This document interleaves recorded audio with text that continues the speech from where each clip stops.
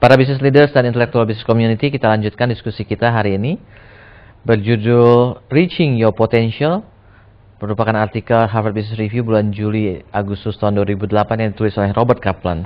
Dan bersama dengan kita adalah partner diskusi kita, Pak Paulus Wiranto, CEO dari PT Indobuana Autoraya yang membawahi beberapa merek mobil termasuk Volvo. Kita tadi sudah membicarakan tentang sukses dalam karir dan juga tentang menggunakan potensi diri yang maksimal sebagai definisi sukses dalam karir dari Robert Kaplan. Kita ingin tanya, karena seperti segmen pertama tadi kita juga diskusikan bahwa tiap orang punya definisi yang berbeda tentang sukses dalam karirnya. Kita ingin tahu dari Pak Paulus, kalau menurut Pak Paulus itu apa your definition of success in career, Pak? Ya. Ini berubah, Dr. Bayu. Jadi itu mengalami perubahan yang cukup kerap gitu dari perjalanan saya. Bahkan dari saya melihat ketika saya dulu masih SMA, orang yang sukses itu seperti apa dalam karir. Sampai sekarang, dan bahkan sekarang pun juga nanti mungkin akan masih berubah, saya tidak tahu. Tapi banyak yang berubah gitu. Kalau dulu mungkin SMA saya khususnya dan beberapa teman saya lihat kalau orang pakai dasi di kantor, itu sukses gitu. Tanpa tahu. Yang penting bisa beli dasi. Yang penting bisa beli dasi, pakai dasi ke kantor, kantornya megah di gedung begitu ya, yang tidak tahu substansinya, hanya kelihatan dari luarnya saja seperti itu. Makin lama makin berubah. Kemudian kedudukan tinggi, banyak uang dan segala macam itu dianggap dalam sukses. Perjalanan definisi itu ada saat di mana Anda melihat bahwa sukses itu definisinya seperti itu ya. Kedudukan tinggi iya, tapi terus terang ini betul-betul truthful gitu ya. Saya tidak pernah memikirkan banyak uangnya gitu. Gitu. Saya pikir ya itu hanya mengikuti saja begitu ya, tapi tidak pernah saya harus punya banyak uang gitu nanti. Itu anehnya, saya belum nggak terpikir begitu, gitu ya. Nah sekarang kalau tadi Anda bertanya, Dr. Bayu bertanya apa sukses dalam karir gitu. Saya sekarang punya definisi sukses dalam karir, apalagi hubungan saya dengan pekerjaan saya, tanggung jawab saya sekarang adalah bisa mensejahterakan karyawan di perusahaan di mana saya menjadi CEO sekarang gitu. Itu menyebabkan saya merasa sukses kalau saya bisa mencapai itu. Jadi semua karyawan di dalam organisasi itu bisa ikut sejahtera bersama-sama dengan perusahaannya tentunya. Itu baru sukses. Kalau sebelum itu tercapai, itu gimana? Bisa mencukupi kebutuhan hidupnya mereka, dan add some more gitu, bisa leisure gitu, dia bisa melakukan hal-hal, bisa menyekolahkan anaknya, kesehatannya terjamin sampai dia pensiun gitu, dan dapat uang pensiun juga dan begitu. Jadi sampai dengan dia bisa memenuhi kebutuhannya, tetapi bukan bahwa setiap employee in your company is a successful person gitu. Ya, tentunya itu juga. Jadi bisa memberikan kesempatan kepada employee di dalam organisasi itu untuk bisa mengembangkan dirinya sesuai dengan potensinya juga. Sehingga dengan demikian mereka bisa bekerja dengan happy gitu ya. Dengan sesuai dengan apa yang dikatakan Robert Kaplan di situ, bisa sesuai dengan bidang yang dia mau gitu. Berarti you pengen you punya anak buah itu bekerja dengan happy sesuai dengan bidangnya, dan dia bisa memenuhi kebutuhan keluarga. It means that they are successful. Berarti you punya definisi successful adalah orang yang bekerja di bidang yang dia sukai dan bisa memenuhi kebutuhan keluarganya. That's it, itu adalah satu kesuksesan gitu ya. Kesuksesan. Karena sekarang agak susah gitu. Kalau misalnya Anda tanya apakah itu yang Anda cari, kesuksesan di bidang karir gitu ya. Sekarang nih kalau Dr. Bayu tanya ke saya bilang tidak gitu. Belum tentu. Jadi saya tidak bisa memilah-milah antara kehidupan pribadi dengan kehidupan profesional. Saya merasa bahwa itu adalah satu kombinasi menyeluruh sehingga harus balance gitu. Buat saya, kesuksesan buat saya adalah jika saya bisa membahagiakan keluarga saya, bisa melihat anak-anak saya sukses. Itu baru sukses gitu. Kalau saya sendiri mau bilang bisa melihat anak-anaknya sukses, itu berarti you have to have a definition of success juga buat you punya anak-anak dong. Definition of success buat anak-anak Pak Paulus ini apa? Ya itu tadi, dia bisa mengembangkan dirinya to the fullest of the potential yang mereka miliki.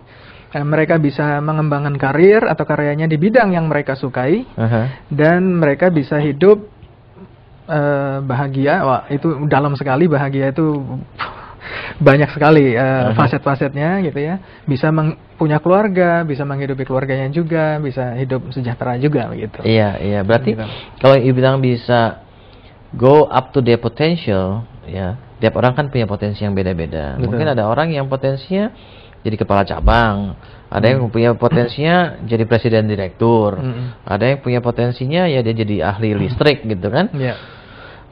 Jadi doesn't mind sampai di level apa, karena tiap pekerjaan itu pasti ada konsekuensi ekonomisnya juga kan. Iya betul. Ya, jadi for you it doesn't mind konsekuensi ekonomisnya seperti apa, as long as itu adalah potensinya dia dan dia menggunakan dengan maksimal gitu. Buat orang lain ya, tapi buat saya tidak. Jadi kalau saya tidak harus bekerja di bidang yang saya suka, sehingga saya bisa mengembangkan potensinya sampai maksimal. Sekarang ini nih, karena saya punya definisi sukses yang berbeda lagi. Apa tuh? Definisi sukses saya tadi itu bisa mensejahterakan keluarga, bisa membuat anak-anak saya, bisa mengembangkan potensi mereka yang mereka sukai, sehingga mereka bisa sukses dalam hidupnya gitu. Nah untuk itu saya harus lakukan apa gitu? Doesn't matter what I like. Yang penting saya bisa provide buat mereka. Itu menyebabkan definisi sukses saya berubah lagi. Beda lagi sekarang. Oke. Jadi sekarang it's not important anymore what you like. No. Jadi misalnya sekarang saya punya opportunity, katakan ini just in the sake of discussion gitu ya. Jika saya kembali ke bidang finance misalnya, di perusahaan yang industri tidak saya suka, bukan di otomotif misalnya, tetapi dengan demikian saya yakin sekali bahwa saya bisa lebih mensejahterakan keluarga saya, lebih bisa memberdayakan anak-anak saya, sehingga mereka bisa mencapai to fullest of their potential, saya lakukan. Tapi it means that you don't enjoy your work. I will change my mind to enjoy my work now. Saya harus bisa merubah mindset saya untuk saya harus suka sama pekerjaan saya, karena saya punya objektif lain gitu. Kalau dulu objektifnya adalah saya ingin begini, saya ingin begitu. Sekarang tidak, objektif saya adalah my family, my children gitu. Jadi kalau children saya sudah bisa diberdayakan dengan saya bekerja di bidang yang dulunya saya tidak suka, itu saya bahagia. Gitu. Saya harus merubah mindset saya begitu sekarang. Tapi kan tidak gampang ya merubah sesuatu yang Anda tidak sukai menjadi sesuatu yang Anda sukai gitu ya. Dan boleh dibilang, let's say you are now 40 years old ya, masih bisa bekerja. Zaman sekarang orang masih bisa bekerja sampai umur 65 tahun gitu ya. Let's say masih 25 years old, and then you take the risk of, ya nggak apa-apa, saya mengambil sesuatu yang pekerjaan yang saya tidak begitu sukai, for the sake saya mensejahterakan keluarga saya atau mensejahterakan karyawan saya. Berarti you sacrifice yourself dalam tanda kutip untuk mereka. Tapi berarti ya you akan mendapat kebahagiaan karena melihat mereka bahagia. Tetapi on the other side, secara personal mungkin Anda not really happy. Ya. Tapi you will lebih prefer ke sana, Pak ya? Oh iya, karena saya bisa happy dengan seperti itu. Saya harus bisa happy dengan seperti itu, dan saya harus bisa tune in my mind and my heart supaya saya bisa happy dengan keadaan seperti itu. Karena objektif saya begitu kuat, gitu. Saya rasa semua orang, saya yakinlah mampu melakukan itu. Jadi kalau dia punya satu objektif yang tertentu dan dia sudah yakini dan dia sudah betul-betul imani lah, katakan seperti itu ya, bahwa objektif saya itu ini nih, saya betul-betul ingin ini saya wujudkan, apapun yang dilakukan untuk mencapai tujuan ini akan membuat dia happy. Oke, interesting, karena kita lihat bahwa kalau itu baru Anda peroleh sekarang, berarti sebelum-sebelumnya juga harusnya Anda melakukan hal yang sama kan, ataupun Anda akan advice ini hal yang sama kepada orang lain. Karena let's say begini, kalau itu sebagai patokannya, kita bisa lihat kalau kita bisa mencukupi membahagiakan keluarga itu antara lain karena yang terutama kita punya penghasilan yang cukup gitu kan, penghasilan yang ya, sebesar-besarnya itu akan provide the better opportunity for keluarga ataupun kepada karyawan gitu kan. Nah berarti again back to the choice of work, you will work in whatever profession, in whatever position, asal itu menghasilkan uang sebanyak-banyaknya. Exactly. Oke.